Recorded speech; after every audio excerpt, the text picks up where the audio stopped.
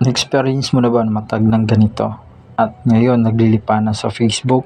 So ngayon, para maiwasan mo yan, ito sundan mo yung step by step.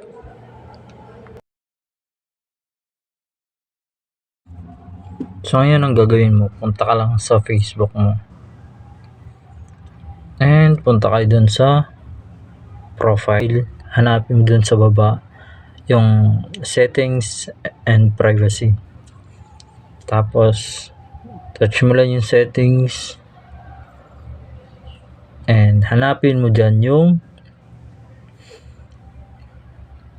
profile and tagging. So yan. So scroll up mo lang siya. So makikita mo yung review.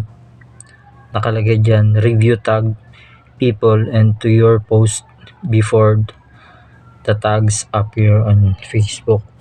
So dapat na mangyayari dito, makikita mo yung kulay green na yan, kulay gray. So dapat nakakulay blue yan. So ngayon hindi ka na basta-basta matatag. May lalabas doon na notification. Pwede mo siyang i-confirm or i-cancel. For more video, please follow, like, and share.